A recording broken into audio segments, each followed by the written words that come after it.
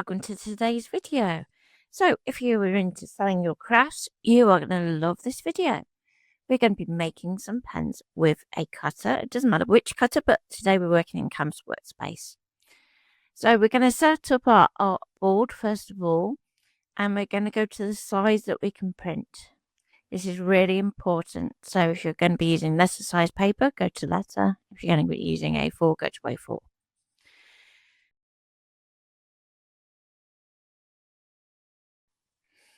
So with those now showing, we can do the artwork that we need for our pens. I'm going to zoom in so you can see a little bit better. And what we want to do is to divide our page up, across and down into a bit of a long grid.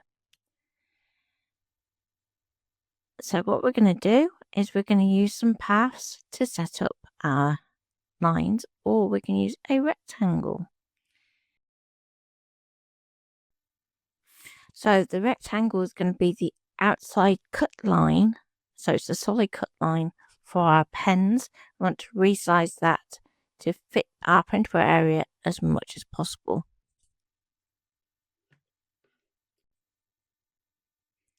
With our rectangle now sized to the maximum printable area that we can use for our pens, we're going to go to our layers panel. We're going to make sure it's set to cut, and we're going to change the name to outside edge. So this is going to be the area we want to work within for our pens. Next, what we're going to do is we're going to set up the dashed lines, which are going to be our perforated lines for our pens.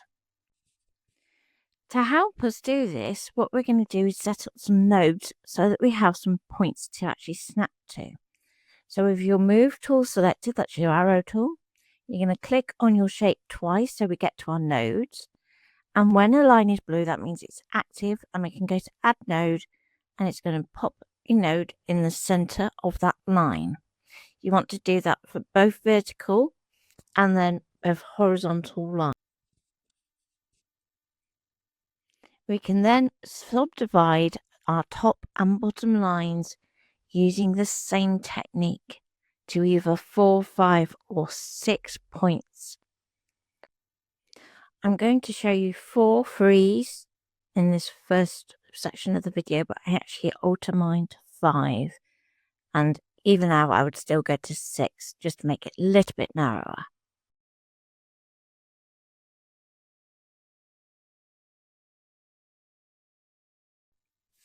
With your points added, what we're going to do is go to our path tool, which is the little straight line icon.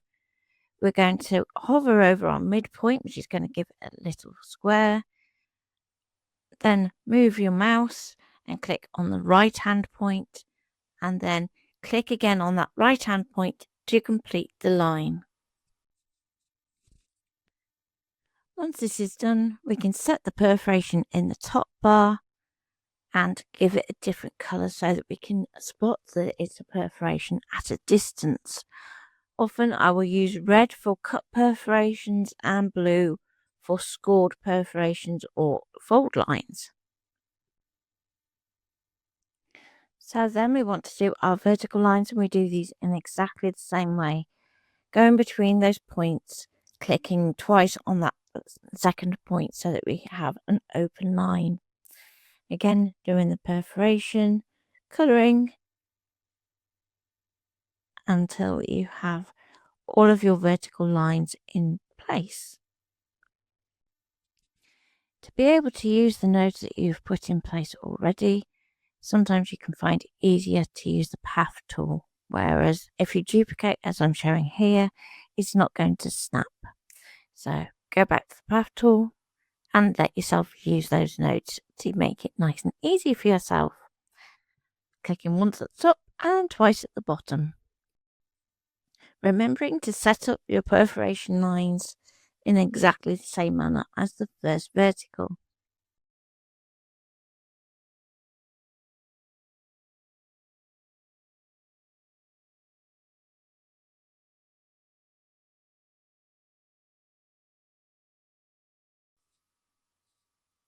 So once you have your lines in place, it's time to set up your print layers. So we want to make sure that we put our perforations either to draw if we are planning to use a pen tool for our horizontal score line, as that will be a fold. Next, we're going to add some circles so that we can actually use those to poke our pen inserts through.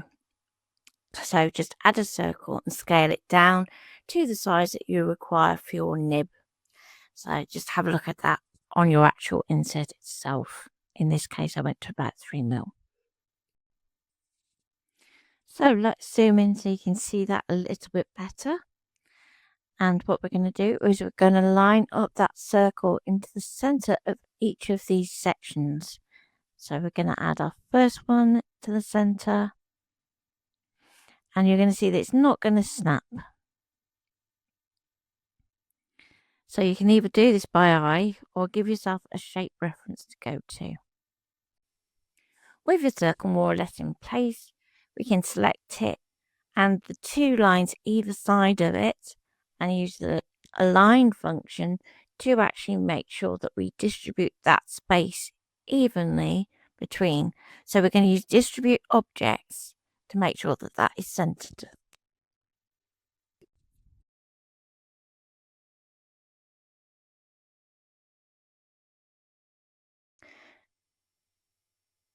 Then once we've got the measure of the one line and the circle, then we can flip a duplicate of that to do our first pen in the row. And we can repeat that across the remaining two panels. If you are struggling with moving the really small shapes, then use your layers panel to select your small circle, and you can use your keyboard keys to help you position accurately before repeating the line and distribute objects. The same method works in any design software, so you could easily be using Affinity Designer, Adobe Illustrator, especially if it has a link to your cutter. So just work your way through the steps.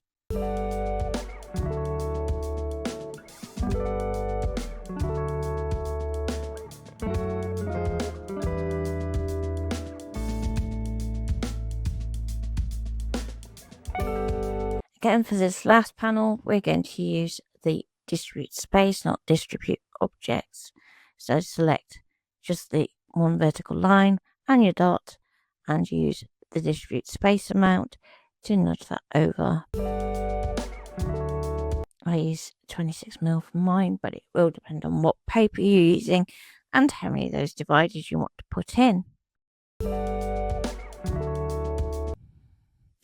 Another way to do the two end dots as such is to select the two center ones and then duplicate those across, lining up the one on the inside and deleting it after. That way you know that everything is evenly spaced.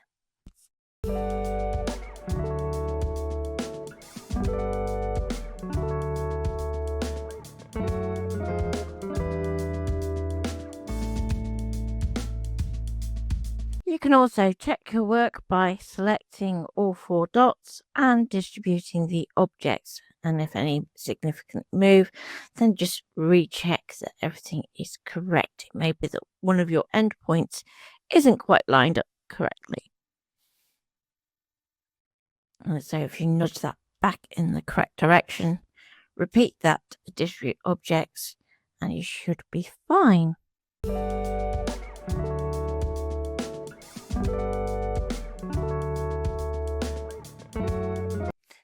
So far, all the shapes I've done are for the ScanNCut. So we're going to group those into one group, and we can label that cut or machine or however you like. It's just basically saying that these were the cut information. Then what we can do is we can actually either lock these or start a new group. So I'm just going to shrink that up for now and lock it. The reason that we lock is so that we can't accidentally move the lines while we're designing. And that's really important. So no matter what software you are using, if you can lock your shapes at this point, do so. Next, what we're going to do is we're going to work on the printed elements. So within Canvas Workspace, we can import images directly without having to use the image tracing. So if we go to File and Import from your computer, then we can bring in images that we can actually print at a later point. If you want to create this with pattern paper, you can skip this step. I'm going to be using some images from Creative Fabrica for this particular project. So you can use any kind of watercolor flowers, anything that is PNG based basically. It's just going to give you a nice easy way to create with this project. So these PNG collections are made up of multiple images, and what we're going to do is add them one at a time so that we can actually kind of work with them across the sheet to create our bookmarks. So let's rotate the shape that we brought in, or the image rather, and we can scale it and use our other tools to make it how we want it. As I'm working in Canvas Workspace, I'm just going to, or rather with flowers, more importantly, I'm just going to let these kind of go over the top of my perforations so that the flower starts on one pen and it ends on the next. That is absolutely fine. You do not have to worry about keeping them separate. And we can duplicate that flower as many times as we need. So I'm going to kind of mix them up a bit. We can take images off the edge. So what we'll continue to do is to keep bringing in more and more different flowers, leaves. Give yourself a good mix of images that you can work with, and you can resize those appropriately.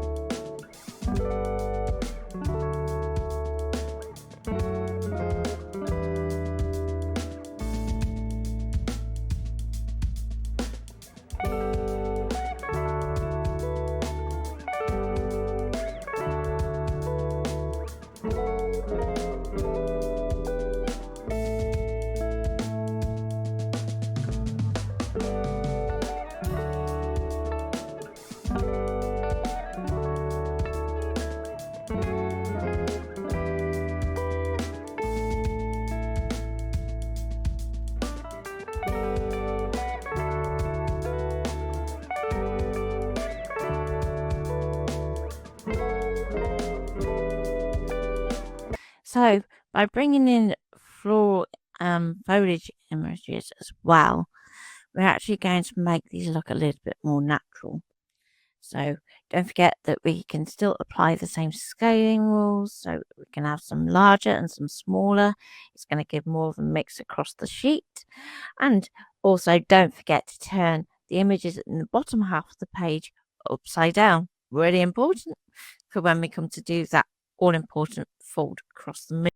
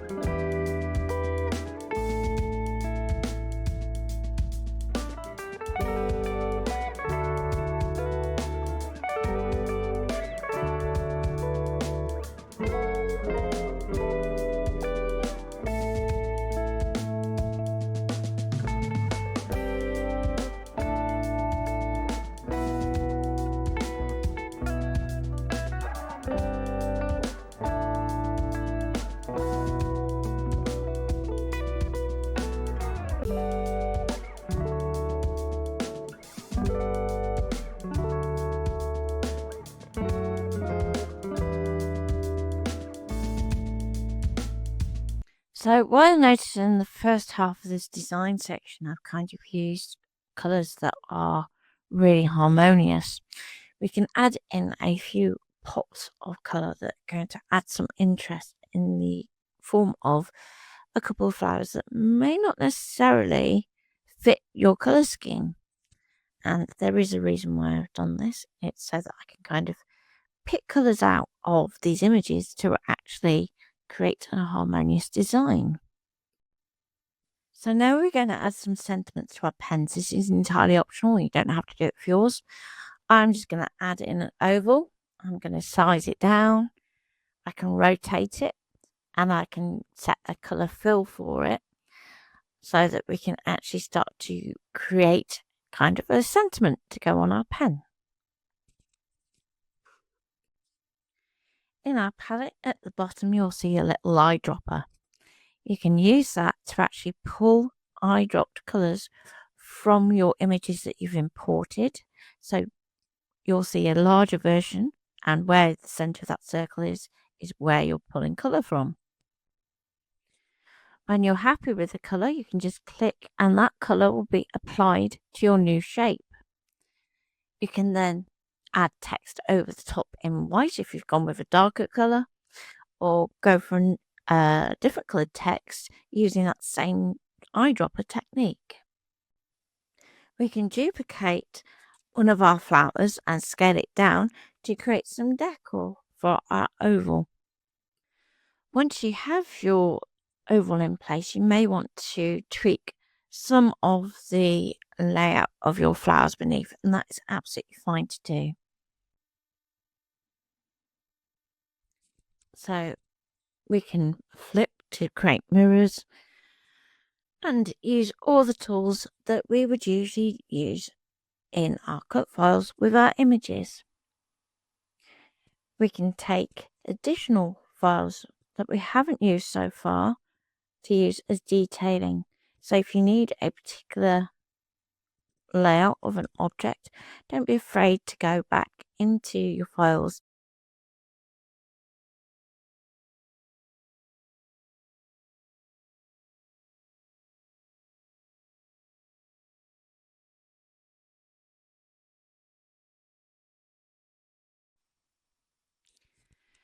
So now that we're happy with our design, we can go to our text tool on the left hand panel, click on our mat and then type our text and style it as usual. So we can use our same palette method to also pull colours out from our images, or just use white to give us the maximum amount of contrast. We can set the font and the size as needed. Don't forget we can only enter one line of text at a time. So if you're doing a multi-line sentiment, just concentrate on the first line only. You can then duplicate and edit as required. So you can type the remaining lines of your text, colour, and also you'll notice what I also do is take away that outline as well, so that that is transparent by dropping the opacity. So by doing that, what we're doing and saving is having a horrible black line, and you want to do that wherever you have text or shape that you've brought in. So then what we can do is we can create a decorative border using offset down in the bottom of the edit menu, and we're going to go inward, and the spacing isn't going to be hugely big, so about 2mm should do it. So you can then set the line to dashed, and the pattern, the dash doesn't matter, it's all about taste. And then we can use the eyedropper tool to select the colour for it from one of the images.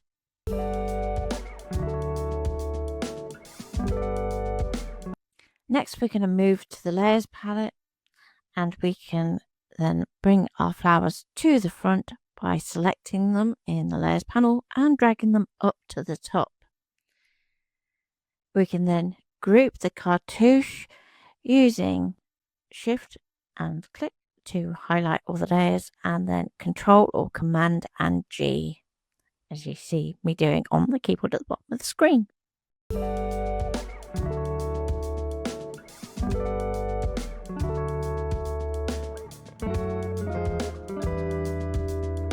So with this new duplicate, we can then edit the shapes, the text, and drag objects about as we need to make a new sentiment. So the whole point of this particular sheet of pens is to be uplifting. So I've gone for kind of really positive sentiments. We can then edit those as we need, change colours. It's really entirely up to you. Just try where you're pulling colours through, use the images that are already on the sheet so that you can kind of have something that looks holistically designed and pleasing to the eye.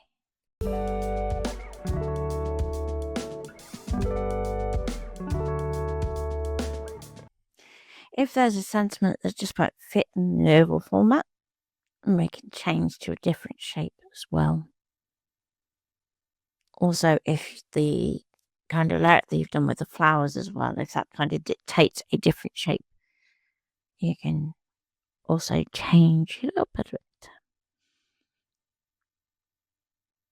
So where I'm picking the colour blue from that particular bookmark, we might go back and apply that blue to, say, the first oval. So we can also do the same offset, and my advice would be to either match or contrast the dash pattern that you use. Otherwise, if it's too close, it's just going to look like you picked the wrong one for that object. And again, we can use the eyedropper to match in our dashed line. And add your text as the same as what we did with the oval, and start it in the same way. Preferably keep the same font or contrast it as well.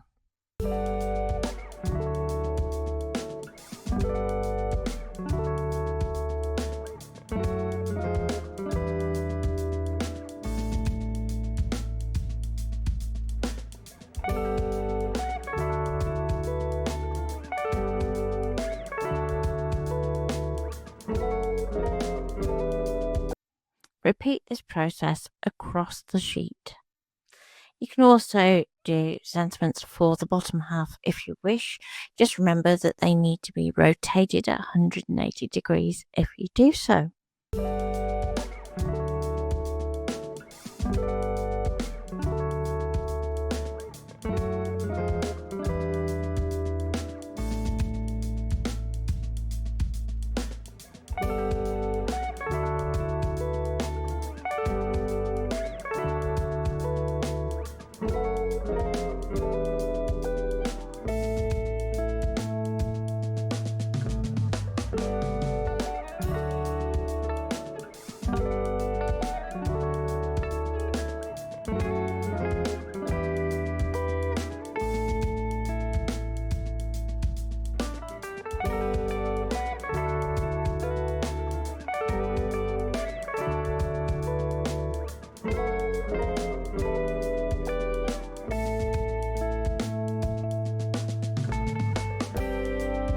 We can then amend our design as we need to for all the elements that we've put in.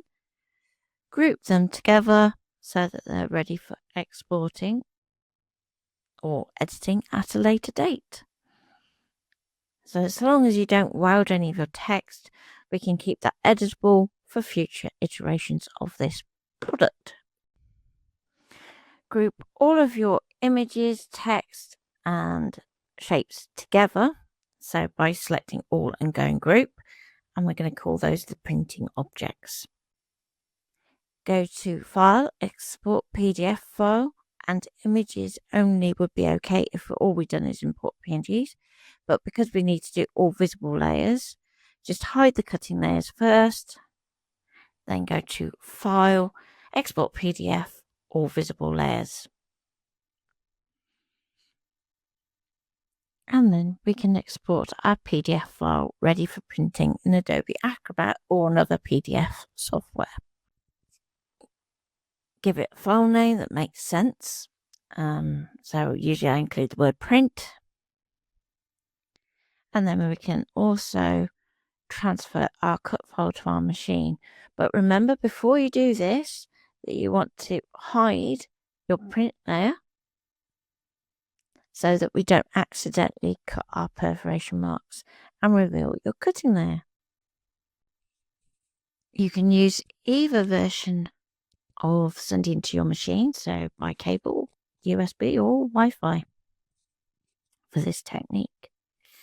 Obviously, if you're working with something other than the ScanNCut, the method does vary very slightly, but the idea being in general that you create your print it out, then go to your cut and send it to cut, putting it into its rawest terms. Then it's time to move to Adobe Acrobat, but if you're working something else, just hit print. So in Adobe Acrobat, we're going to open our PDF file by going to File and Open. Then in the dialog box that opens up, you're going to go to Recent, it should be in there nice and easily. If it's not, then go to the folder where you saved it. So we're going to go to our Bookmark print file. And there we go. So from here, we can just print it. We don't need to scale. Anything that goes off the edge won't be printed. It will stop where your printable area stops on your printer. If your PDF software allows it, or if you have image editing software, you can also use that to tweak the color if you want to. So we're going to go to print. It's going to come up with our default printer with the default paper. So it's important that we make sure that we set that correctly to what we had as our artboard for it to work. Make sure that it is at actual size. And then check your registration marks. Really important that we do so. So you can see here, I'm having to take it from A4 to letter. And correct the printer that it's going to. Now your registration marks are currently overlapping your grey area. This means that they won't be printed properly. Go to custom scale and you're going to need to reduce it down slightly. So with my printer, typically 98 to 97% will do to get those registration marks in. You also want to set number of copies if you want more than one copy. You just want to make sure that those registration marks are clear. And if you click back to the copies button, it'll let you kind of update that preview so you can double check. If for any reason the registration marks are cut into, your machine will not be able to register your cut properly to your print.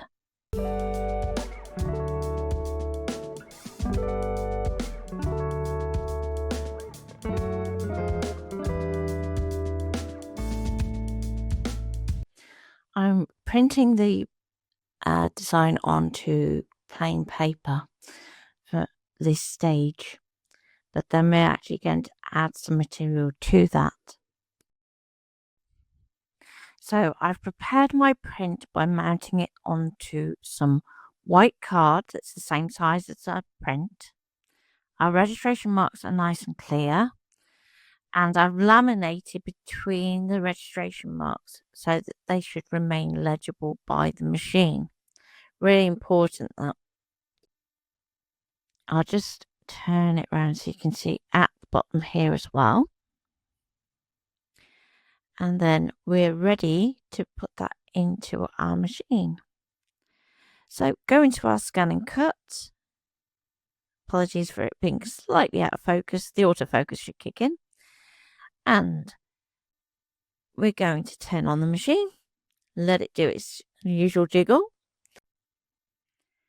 So then what we want to do is to load our mat.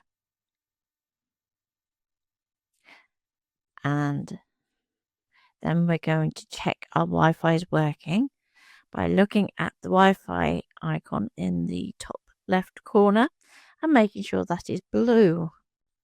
Tap on Retrieve Data, go to the cloud, and then we've got our design on screen. We can go OK. Then it's going to come up with our registration marks because we've used that print to cut feature. Now, if you haven't got that print to cut feature, don't worry. You can just cut the design as normal. Also, don't forget our score line. Print to cut will want to do your cut line last. So if you're drawing your score line, then do that next. So I'm just going to go cancel, go to draw, and pop in a pen or a scoring tool into the holder and you can draw. Or if you're working with thicker card, then I would say cut it regardless and it should be fine.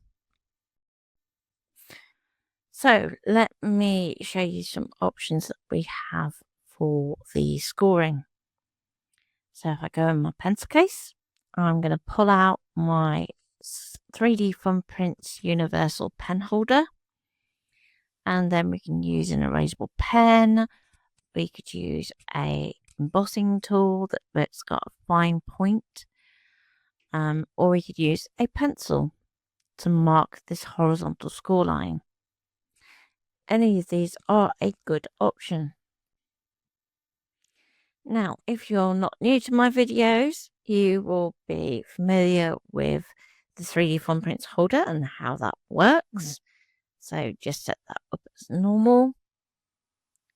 I'm just going to take out a few tools to kind of give me some options for different ways that we can do this.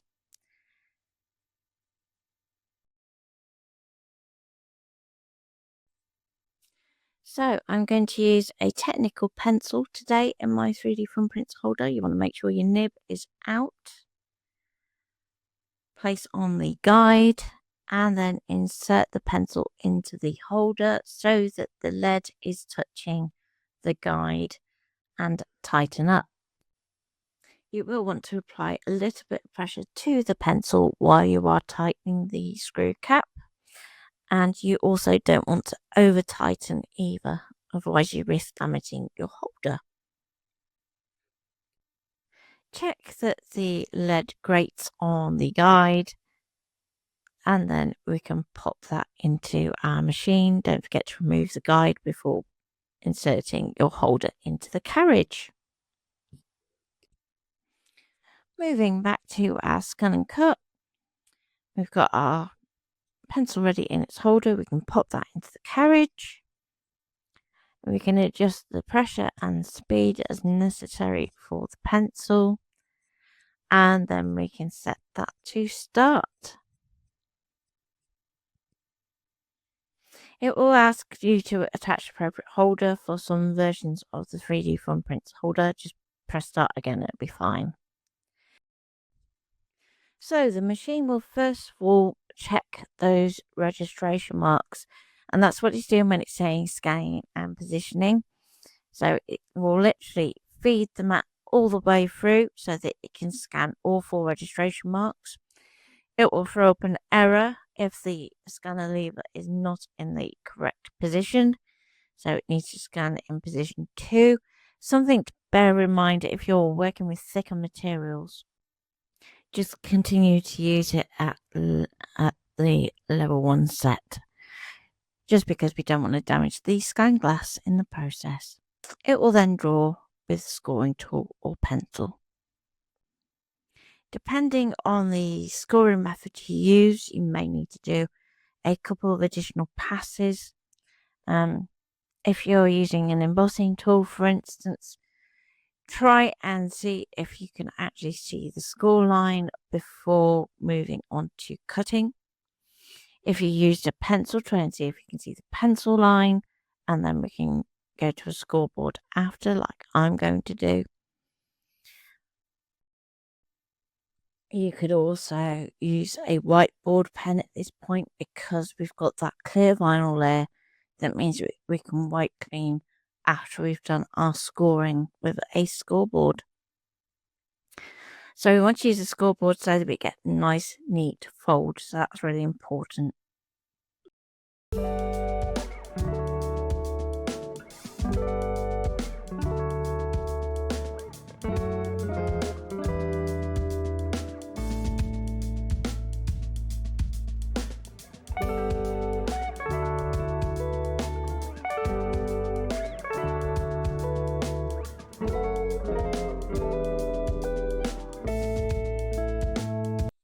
So we're going to use our black auto blade to do our cutting for this project because we have those 3 layers of material that we want to punch through.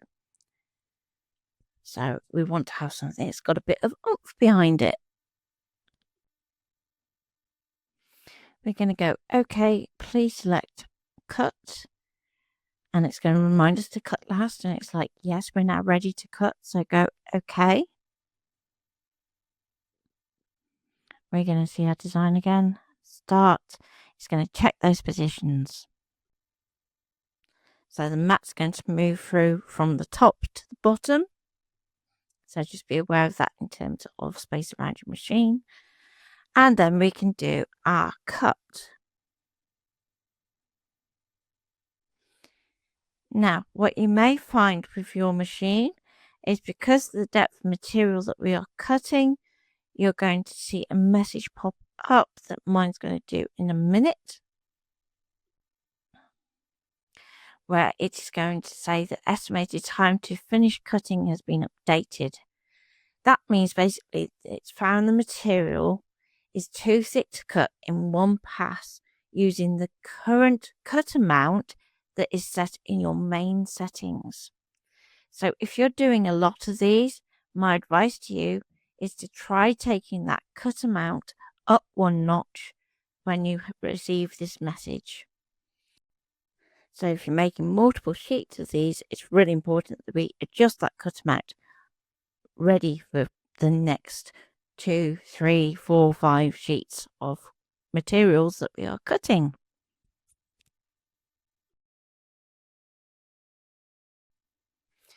And now, by the magic of editing, we will jump forward to when our sheet has been cut out. Okay, so here we go. We have our sheet now cut out. And we can peel away the waste, removing those registration marks. And we can gently peel off our bookmark layer. Now, to keep this nice and neat, I would advise flipping over the mat and peeling it away. But because you then wouldn't see very much, it is a bit tricky for me to do that way. Remember, those very small circles will be left on your mat, so make sure to peel those off before you go too much further, because they're a bit hard to spot. So now, with our sheet printed, take out any of those little dots that may remain in your sheet. And then we're going to want to score that central fold line. So the one that has all those little holes cut out of, so that we can make a nice, neat, crisp fold. And I will give you a little bit of advice for this one. So line up that fold line on your scoreboard. If you only have a small scoreboard like me, work towards the edge that holds your paper. And then we're going to score down towards ourselves. And you want to just lift off between the 2 circles. So as you approach each circle, just lift off slightly so that you don't accidentally snag the sheet. Repeat for the other side if you only have a small scoreboard like me at the moment. And then we can fold that in half and burnish using a sheet of scrap paper just to protect our vinyl surface. Now, before I go too far, let's check the pens work. So I'm using a pack of pen refills from Amazon, and I'm going to need 5 of them. Now these come with little caps. Now obviously the cap's not going to go through my holes, so we need to make sure that we take those off. And then feed the nib through the hole. And this is just at this stage to make sure that the hole is still big enough. This is particularly important if you had to scale your print. So once you have your pen through and we know it all works, check that the cap fits back on the end too. Remove the cap and take the pen inset back out, and I'm going to pop the cap back on just for a second. Now what I want to do is just press my fold up, and you want to make sure that you keep that alignment dead on. And then I'm just burnishing it, first of all my fingers, and then we can use a bone folder once we have all the tape applied. So we're going to apply tape around each bookmark so that when we tear them off, they're sealed units. Try not to let the tape go over your perforation lines, really importantly. And while I'm using normal double-sided tape here for demonstration, I would recommend that you use red liner tape if you are planning on selling these. And make sure that you go around all 4 edges.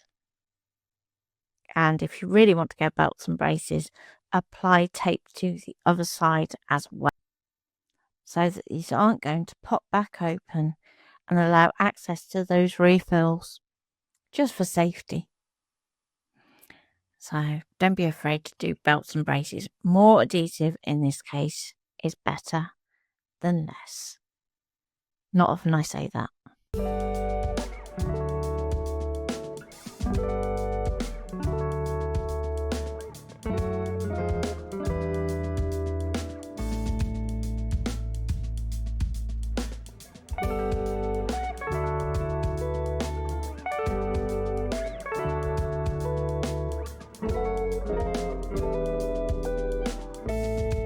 Okay, so once we have all our tape applied, we can then put in our refills. So pop the caps off, and you want a refill to each hole. So pop that through.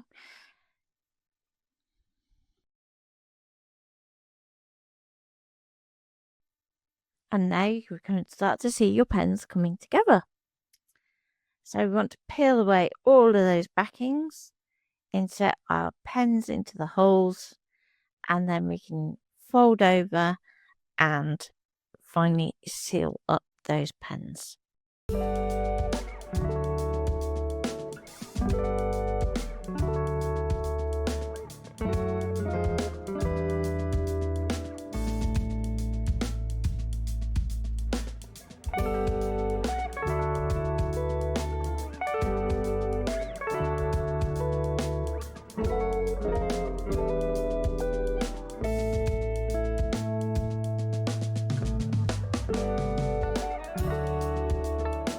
Okay, so we're going to pop in our pens, and then we can finally press all our seals firmly shut. A scrap piece of paper and a bone folder will really help you with this process. Want to make sure that everything is absolutely sealed and going to hold.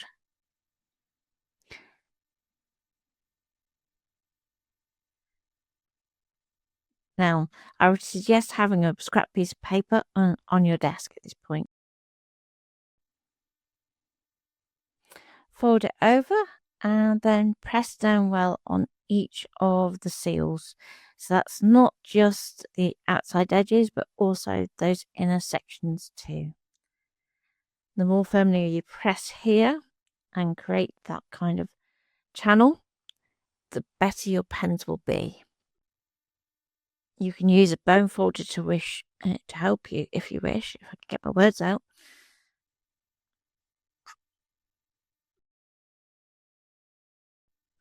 Press along both long edges, so both this top edge where you've got the open join, but also along that bottom fold as well, just to make sure that everything is absolutely sealed and unable for anything to escape. Then we're going to pop those pen covers back on our nib. This will prevent the ink from drying out before either resaling or gifting, whatever you are planning to do with your pens. The idea being that you can tear one off and keep the rest as a sheet until you're ready.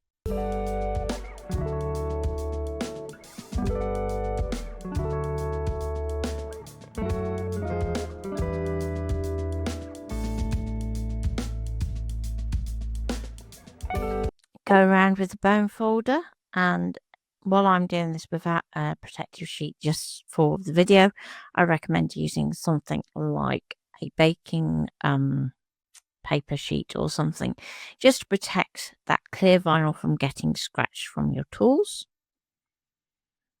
And you can see make sure I get right up close to those refills as well, so they're well and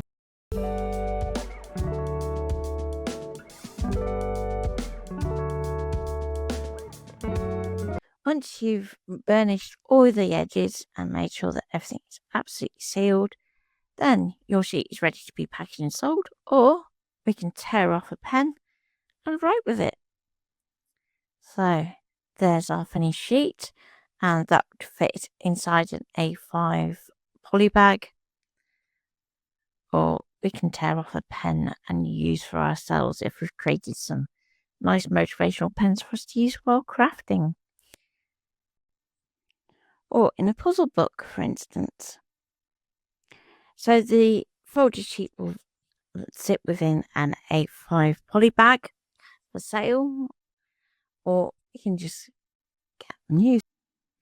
Take off the cap and you can just write as normal. What I would say is it's very tempting to think I'll go narrower with that pen width, but the narrower we go, the stronger the adhesive that we need to use between our pens. I hope you've enjoyed this project, and will join me for the next session. Thank you and goodbye.